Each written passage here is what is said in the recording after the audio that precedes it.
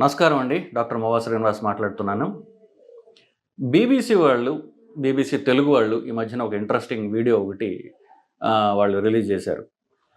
అది లెట్రిన్ వెళ్ళిన తర్వాత మలము అది మునిగిపోయినా లేకపోతే తేలినా దీన్ని బట్టి మనం ఏమన్నా సైంటిఫిక్ ఇన్ఫర్మేషన్ మనం ఏమన్నా తెలుసుకోవచ్చా అనేటటువంటిది. ఇది ఒక ఇంట్రెస్టింగ్ ఎక్స్పెరిమెంట్. నిజానికి మేయో క్లినిక్ అని అది యుఎస్లో అమెరికాలో చాలా ప్రఖ్యాత యూనివర్సిటీ. దానిలో ఒక భారతీయుడు ఉన్నాడు, కేరళ అతను బహుశా. అతను ఒక ఇంట్రెస్టింగ్ ఎక్స్పెరిమెంట్ చేశాడండి. అతను క్యాన్సర్ డిపార్ట్మెంట్లో పనిచేస్తాడు. అతనికి ఒక హాబీ కింద ఎక్స్పెరిమెంట్ చేశాడు. మనం లెట్రిన్ వెళ్ళిన తర్వాత చూసినప్పుడు మలం నీళ్ళల్లో ఎందుకు ఒక్కొక్కసారి తేలుతుంది, ఒక్కొక్కసారి మునుగుతుంది, ఎందువల్ల ఈ వ్యత్యాసం ఉంటుంది అనేటటువంటిది చూశాడు. సో అది ఏమిటి అని చెప్పే ముందుగా మనం అసలు దీని గురించి కొంతసేపు ఒక ఇంట్రడక్షన్ ఇస్తాను. బేసికలీ కొంతమంది మనుషులు ఎంత తిన్నా సన్నగానే ఉంటారు, కొంతమంది ఏమి తినకపోయినా లావుగా ఉంటారు. ఎందుకు ఇలాగా అని చెప్పేసి మనం డాక్టర్ ప్రశ్నిస్తే వచ్చే సమాధానం ఏంటంటే అది మనిషి యొక్క మెటబాలిజంకి అది ఒక గుర్తు, ఇండికేటర్ అని చెప్తారు. అంటే అంతే అన్నము ఇద్దరు మనుషులు తింటే ఆ అరిగించుకునేటటువంటి శక్తి ఇద్దరు మనుషుల్లో డిఫరెంట్గా ఉంటుంది. సో ఆ అరిగించుకునే శక్తి దాన్ని మెటబాలిజం అంటారు. మెటబాలిక్ స్విచ్ ఎక్కడుంది అంటే ముందు మనం అన్నం తింటాం కదా, అన్నం తింటే పేగుల ద్వారా అది అబ్జార్బ్ కావాలి.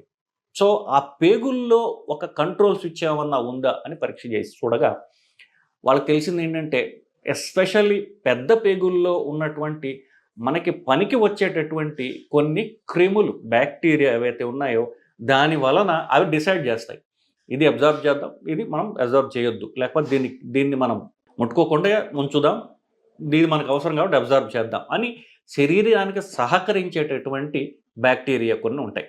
అవి చాలా రకాల లాక్టోబాసిల్లస్ అని రకరకాల పేర్లలో మన పెద్ద పేగుల్లో ఎక్కువగా ఉంటాయి ఈ బ్యాక్టీరియా బేసికలీ. సో ఇవి దీని వలన మన మెటబాలిజం నిర్ధారింపబడుతోంది. ఎందుకు మెటబాలిజం ఎక్కువ ఉంటే ఏమవుతుంది, అవి burning energy burning, calories burning ఎక్కువగా ఉంటుంది. సో వాళ్ళకి ఫ్యాట్ తక్కువగా ఉంటుంది. సో ఈ మెటబాలిక్ స్విచ్ ఈ బ్యాక్టీరియా మనకి పనికొచ్చే బ్యాక్టీరియా వల్ల వస్తుంది అని నిర్ధారించడం జరిగింది. దాన్ని ఐడెంటిఫై చేశారు. అది ఆఫ్కోర్స్ ఇది ఆన్గోయింగ్ రీసెర్చ్. ఇప్పుడు ప్రజెంట్లీ దీన్ని ఏ మనుషులకి పొట్టలో ఉన్నటువంటి బ్యాక్టీరియా ఉంది, సో ఆ బ్యాక్టీరియా కనుక మనం ఐడెంటిఫై చేసి దాన్ని మనం పెంచి ఆ బ్యాక్టీరియాని క్యాప్సూల్స్గా తయారు చేసి అందరికి ఇవ్వచ్చు కదా, సో అందరి మెటబాలిజం కరెక్ట్ అవుతుంది అనేటటువంటి దిశగా ఈ రీసెర్చ్ అనేది కొనసాగుతోంది.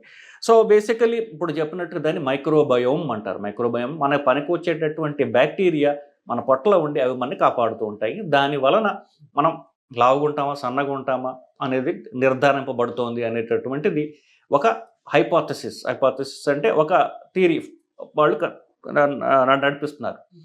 సో ఈ బ్యాక్టీరియాని మనం మంచి బ్యాక్టీరియా, మనకు పనికొచ్చే బ్యాక్టీరియాని మనం మన పెగుళ్ళు పెంచుకోవడానికి మంచి బ్యాక్టీరియా ఉన్నటువంటి క్యాప్సూల్స్ దొరుకుతాయి.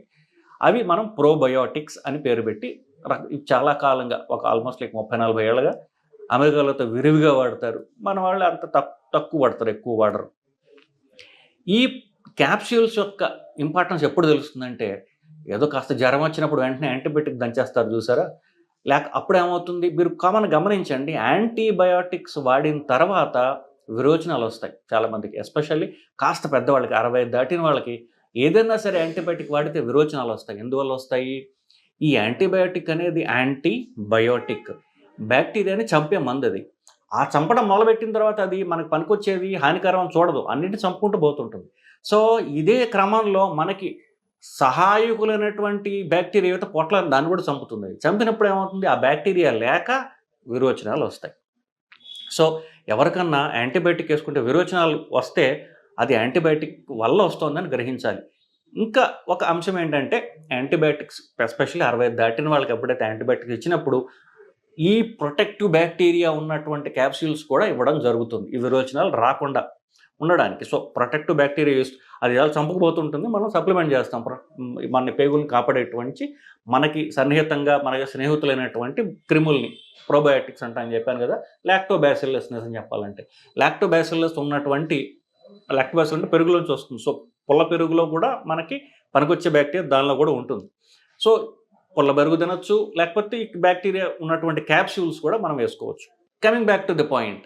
సో ఎవరి పేగుల్లో మన బ్యాక్టీరియా ఎక్కువ ఉన్నాయి, ఎవరి పేగుల్లో తక్కువ ఉన్నాయి ఎలా తెలుస్తుందంటే, కింద నుంచి పోయేదేమిటి, మల పదార్థంతో పాటు గ్యాస్ కూడా పోతుంటుంది కదా. సో గ్యాస్ ఉందనుకోండి, మల పదార్థంలో గ్యాస్ కలిసి ఎక్కువ ఉందనుకోండి, అది నీళ్ళల్లో తేలుతుందన్నమాట.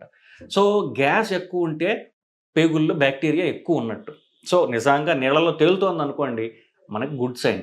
మునుగుతోంది అనుకోండి, మనం పుల్ల పెరుగు ఎక్కువగా తినాలి, లేకపోతే ప్రోబయోటిక్ క్యాప్సూల్స్ వేసుకోవాలి.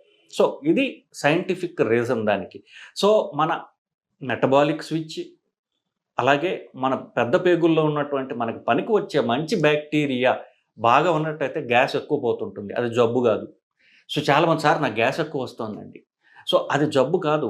గ్యాస్ ఎక్కువ ఉండడం అనేది ఒక రకంగా మంచిది. పేగులు ఫాస్ట్గా పనిచేస్తున్నాయి, పేగుల్లో బ్యాక్టీరియా ఎక్కువ ఉన్నది, అది ఒక రకంగా మంచి సైన్ అది.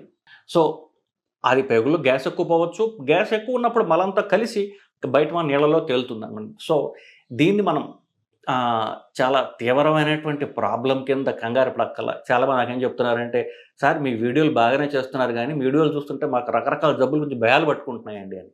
ఇది భయాలు పెంపొందించడానికి కాదు, చిన్న చిన్న చిట్కాల ద్వారా మీ ఆరోగ్యం సరి చేసుకుంటారు అనేటువంటి ఒక ఉద్దేశంతో చేస్తున్నటువంటి వీడియో. సో ఒకవేళ ఎవరికన్నా మలం మునిగిపోతుంది అనుకోండి, నాకు బ్యాక్టీరియా తక్కువ ఉన్నాయి, ఇప్పుడు ఏం చేయాలి, డాక్టర్ పరిగెత్తాల అవసరం లేదు. పుల్ల పెరుగు, పుల్ల మజ్జిగ తినండి, ఆ మంచి బ్యాక్టీరియా ఆటోమేటిక్గా వస్తాయి. లేదా నేను చెప్పినటువంటి ప్రోబయోటిక్ క్యాప్సూల్స్ ఉంటాయి, లాక్టోబాసిల్లస్ ఉన్న క్యాప్సూల్స్ ఉంటాయి, అవి తీసుకోవడం ద్వారా ఆ డిఫెక్ట్ కరెక్ట్ చేసుకోవచ్చు. మన మెటబాలిక్ స్విచ్ ఏదైతే ఉందో, మీరు చెప్పినట్టుగా సన్నబడటం, లావు పడటం, ఆ డిఫరెన్స్ చూసేటువంటి స్విచ్ ఏదైతే ఉందో అది బ్యాక్టీరియా మీద ఉంది కాబట్టి దీని ద్వారా మనం మెటబాలిక్ ఇది కూడా మనం కరెక్ట్ చేసుకోవచ్చండి. సో ఇదండి అంశం. సో దీని గురించి కాస్త విస్తారంగా వివరించడానికి ఇది నేను చేయడం జరిగిందండి. నమస్కారం.